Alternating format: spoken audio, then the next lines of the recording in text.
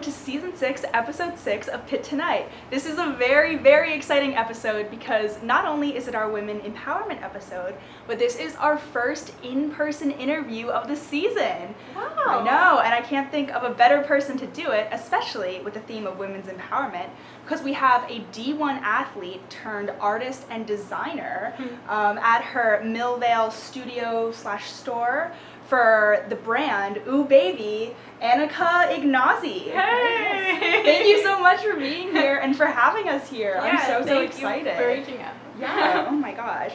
So just to start off, was art a big part of your life growing up? Not necessarily. I grew up in Lower Burl, which is 25-30 minutes down 28. And yeah, I had never really met an artist growing up, and it was more of like a practical lifestyle of,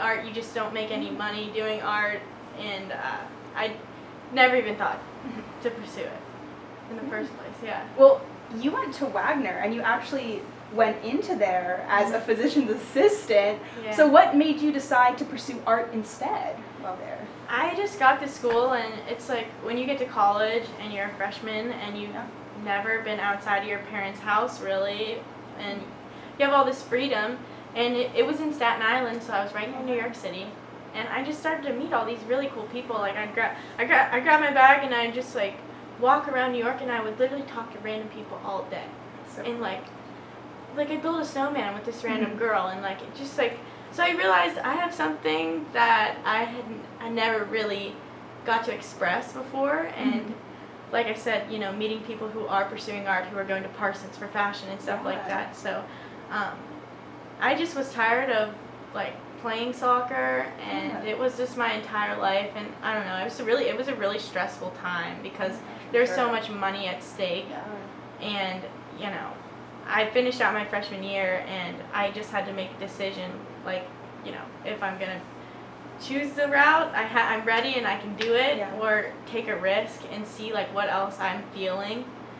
And yeah, I started to paint again.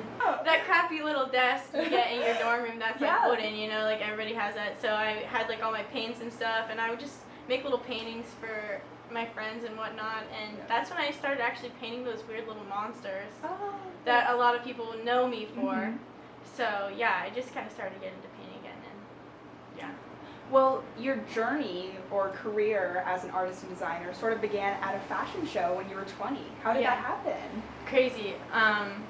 So after I had decided, okay, I would like to pursue art, but I can't go the college route because financially that just wasn't an option for me. It was like my sophomore year, I guess technically, and I was going to WCCC, and I was like, you know what, I want to start painting on clothes, and so I took one of my dad's old shirts, like literally from his closet, and painted a monster thing on his pocket. And my older brother Sal, he like modeled a little bit at the time in Pittsburgh, so he knew a few people that were in the fashion industry, and I knew no one, literally not a single soul. And he gave me contacts to this guy, and he was like, hey, you should reach out to him and see if he'll give you some advice. So I did. I emailed this gentleman, and it just so happened he was putting on a fashion show, and I didn't know this. So I was like, hey, I got a weird shirt. I got some questions about fashion. So I met up with him, and he really liked it, and he was like, hey, well, I'm looking for another designer in the show. Would you want to be, you know, the final designer? And I was like, oh my gosh, I didn't even think that. Sure. Like, I never even thought about a fashion show or thought that was possible. So yeah, I mean, any opportunity that comes my way, still to this day, like, I'm ready. So yeah, I like put everything on the line, and that's when I found out the name Ooh Baby, because I needed a name for it, and I'm like, well, what do people say all the time? Like, and I just kept hearing "Oh Baby." I love that. So yeah, that's kind of like how it started, and I got feedback and this and that. So yeah, I like how you told us where the name come from. Yeah. Well, the brand Ooh Baby, it's very well known for its colorful designs, and as you mentioned, the little monsters. Yeah. Well, what's some of your artistic inspiration for the colors and the monsters? Yes, like I really started with those like weird characters, and a lot of people really liked them. Yeah. So people saying they liked them, I'm like, okay, well, I'm just gonna keep doing that, and that can be kind of like my staple piece, because every brand needs something that if you take their name away, you know that they do. So, you know, I would just change the eyes, change the hair, this and that, like, you know, and get inspiration from just everyday things, and, you know, color schemes I see in a construction site, or who knows, somebody wearing a cool outfit. I like that color scheme, so I'll like make a note of it, or I'll write it down. And my imagination is like really weird, so I'll try to write my crazy ideas down on whatever I'm doing. So yeah, I just try to like put really colorful stuff out there. Yeah. And that's like my main goal. Well, I think you're succeeding. Thanks. You're definitely succeeding. Your work has been worn by quite a few celebrities, one of the most prominent being maybe BB Rexa.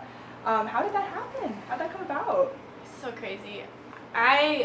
So after I did that fashion show, about a month later, I found a place to sell my clothes, which was number one thing on why I think I've like been able to grow so fast and meet so many people.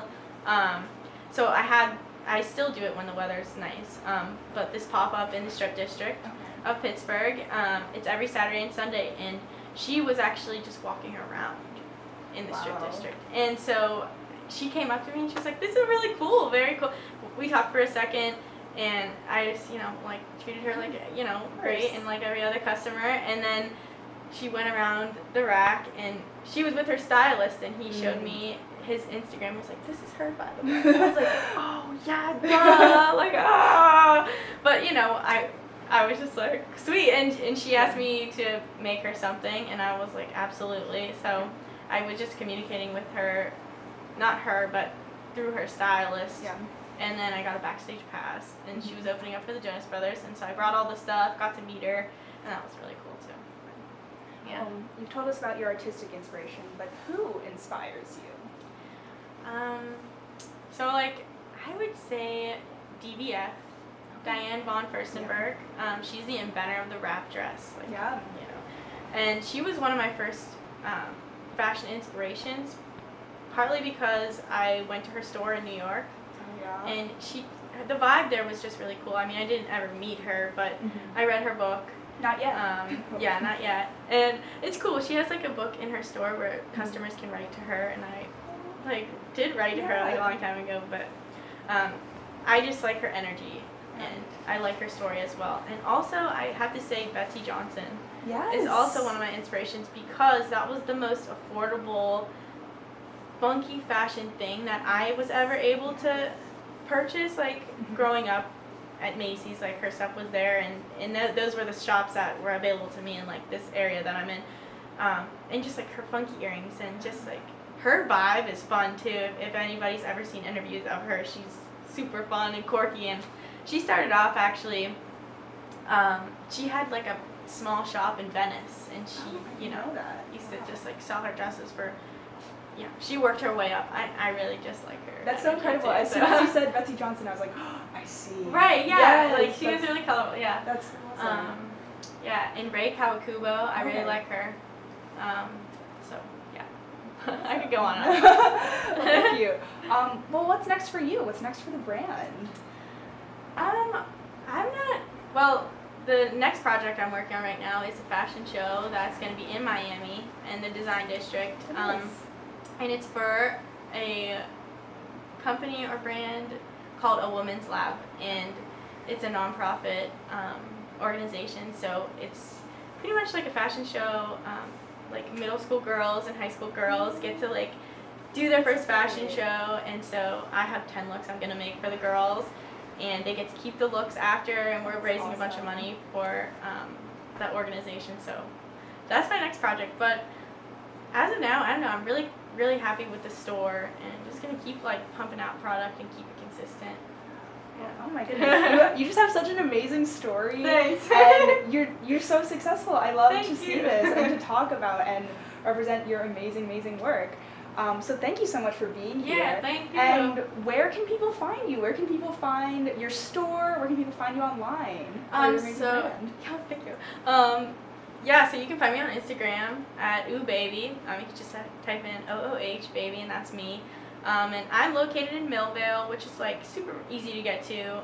But my address is 507 Grant Ave, Millvale 15209. And sometimes I'm in the strip district on the weekends doing the pop-up shop, but I keep everybody updated kind of through Instagram and stuff like that.